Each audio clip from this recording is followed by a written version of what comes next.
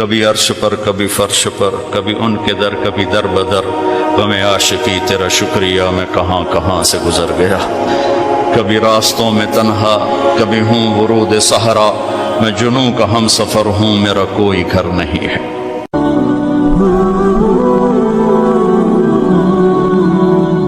آپ کا کیا بنے گا؟ اپنے نبی کا کوئی فکر نہیں۔ موسیٰ مروا کے ہی چھوڑا نا، تو ان کا کلا، تم ہو تو اسی قابل کہ تمہیں جوتے پڑیں، لیکن ان معی ربی سیہدین، اللہ مجھے میرے ساتھ ہے، راستہ دے گا ہے۔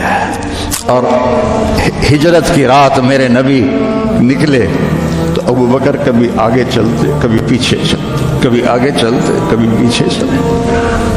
آپ اپنے پنجوں کے بل چل رہے تھے کہ پاؤں کے نشان نہ پڑ جائیں اور کھوجی نہ دیکھ لیں، تو پھر آپ نے فرمایا ما لگا یا ابا بکر، ابو بکر کیا ہوا ہے؟ کبھی آگے آ جاتے ہو کبھی پیچھے ہو جاتے ہو۔ کہا یا رسول اللہ، جب مجھے خیال آتا ہے آگے کوئی چھپا ہوا دشمن وار نہ کر دے تو میں آگے ہو جاتا ہوں کہ میرے اوپر آئے، آپ پہ نہ آئے، اور جب مجھے خیال آتا ہے پیچھے سے کوئی آ کے حملہ نہ کر دے تو میں بھاگ کے پیچھے ہو جاتا ہوں کہ آپ کے اوپر وار نہ آئے، میرے اوپر آئے۔ اور پھر جب غار ثور پر پہنچے، جبل ثور، تو آپ چڑھ نہیں سکتے تھے، ساری انگلیوں سے خون نکل رہا تھا، جو کہ آپ ایسے چلے تھے ایسے۔ ابو بکر نے کندھے پہ بٹھایا اور پورا پہاڑ طے کیا، اوپر لے گئے، آپ کو باہر بٹھایا، سارے سوراخ بند کیے، اور اس کے بعد سوراخ زیادہ تھے تو پگڑی کو اتارا، اس کو پھاڑ کے سوراخ بند کیے، پھر اس کے بعد سوراخ زیادہ تھے، کرتے کو اتارا اور پھاڑ پھاڑ کے سوراخ بند کیے۔ ایک جس میں سانپ تھا وہاں اپنی ایڑی کو رکھ دیا، کہا مرحباً یا رسول اللہ۔ آپ اندر آئے تو اندھیرا تھا، آپ کو پتہ نہیں چلا، جب تھوڑی سی روشنی ہوئی تو آپ نے دیکھا نہ کرتا نہ پگڑی۔ ابو بکر مالک، یہ کیا ہوا ہے؟ ذرا عمامہ کدھر ہے، ذرا کرتا کدھر ہے؟ تو کہا یا رسول اللہ یہ سوراخ تھے، مجھے ڈر ہوا کہ ان میں کوئی چیز آپ کو تکلیف نہ پہنچائے، تو میں نے اپنے کپڑے پھاڑ کے سوراخ بند کیے ہیں۔ تو ایک دم میرے نبی رونے لگے اور ہاتھ اٹھا کر کہا یا اللہ میں ابو بکر سے راضی ہوں، تو بھی اس سے راضی ہو جا اور اسے جنت میں میرا ساتھی بنا تھا۔ تو ایک دم جبریل آئے، یا رسول اللہ، اللہ تعالیٰ فرما رہے ہیں ہم ابو بکر سے راضی ہو اور جنت میں آپ کا ساتھی بنا دیا۔ انہوں نے میرے نبی کی زندگی کو یوں سچ کر دکھایا۔ موسیٰ علیہ السلام کی قوم کو اللہ نے کہا جاؤ ملک شام جا کے عمالقہ سے لڑو،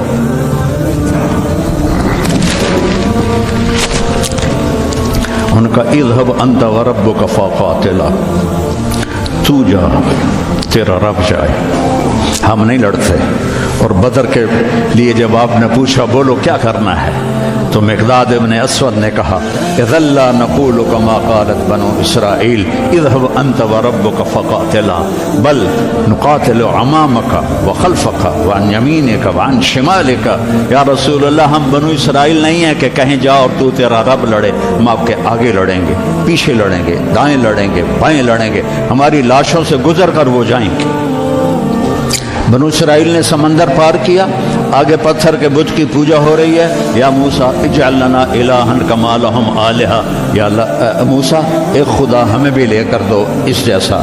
یہ بنو اسرائیل ہیں اور میرے نبی کا انتقال ہوتا ہے پیر کے دن، اور ابو بکر صدیق اوالی گئے ہوئے ہیں اپنی دوسری بیگم کے پاس، ان کو خبر ملتی ہے تو وہ بھاگے ہوئے آتے ہیں اور آپ کے چادر ہٹا کر آپ کا ماتھا چومتے ہیں اور گرم گرم آنسو ماتھے پہ گرتے ہیں، وا خلیلہ وا صفیہ وا نبیہ۔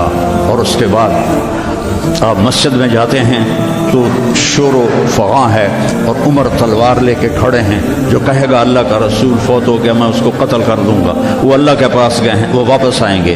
تو ابو بکر ممبر پر آئے، کہا عمر اقعد اقعد، کھڑے ہوئے آدمی کو کہنا ہو بیٹھ جاؤ تو اقعد، اور لیٹے ہوئے آدمی کو کہنا ہو بیٹھ جاؤ تو اجلس۔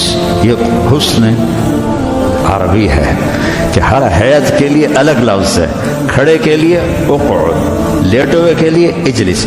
عمر اقعد، کہا نہیں بیٹھوں گا۔ تو پتہ چل گیا کہ جوش میں ہے، ممبر پر آئے، ایھا الناس من کان یعبد محمدا فإن محمدا قد مات۔ جو محمد کی پوجا کرتے تھے وہ سن لو کہ انہیں اللہ نے بلا لیا، ان کا انتقال ہو گیا۔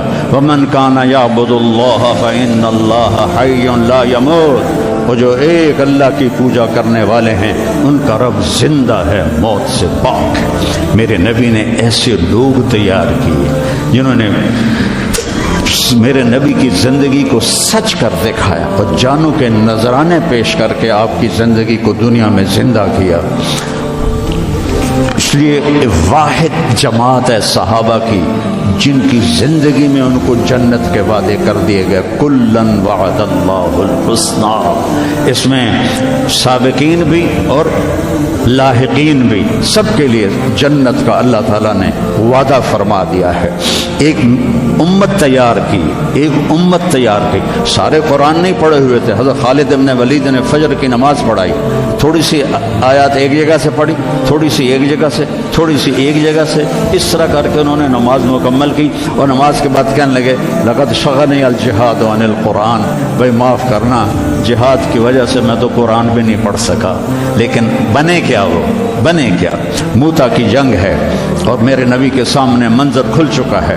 آپ نے فرمایا تھا جب چلے تھے کہ پہلا امیر زید بن حارثہ ہوگا، یہ شہید ہو تو پھر جعفر بن نبی طالب ہوگا، یہ شہید ہوں تو پھر عبداللہ بن رواحہ ہوں گے، یہ شہید ہوں تو پھر جسے مرضی بنا لینا۔ ایک یہودی سن رہا تھا، کہنے لگا اعتراض گئے، یہ گئے، یہ نہیں زندہ آتے۔ تو اور وہاں 1,00,000 رومی اور 3,000 صحابہ۔ تو حضرت زید بن ثابت شہید ہوئے، اللہ کے نبی نے کہا تقدم زید فقاتل وقتل ودخل الجنہ ثم اخذ الراية جعفر فقاتل وقتل ودخل الجنہ۔ پھر عبداللہ بن رواحہ ایک کونے میں 3 دن سے کچھ نہیں کھایا تھا، گوشت کی بوٹی نوچ رہے تھے کہ آواز پڑی جھنڈا گر گیا ہے عبداللہ، تو انہوں نے وہیں پھینکا۔ پہلے 2 درویش تھے، فقیر تھے، یہ بڑے مالدار تھے۔ پہلے 2 مہاجر تھے، یہ انصاری تھے۔ 4 بیویاں تھیں، باغات تھے، غلام تھے۔ فتردد بعد التردد، تو تھوڑی دیر کے لیے بیوی بچے غلام باغات کا خیال آیا تو کہنے لگے عبداللہ بیویوں کا خیال ہے سب کو 3 طلاق، باغات کا خیال ہے سارے صدقہ، غلاموں کا خیال ہے سارے آزاد۔ اقسمت یا نفس لتنزلن کارہۃ او لتطاوعن ان اجلب الناس وشد الرن ما لی اراک تکرہین الجنہ قد طالما قد کنت مطمئنہ هل انت الا نطفۃ فی شنہ۔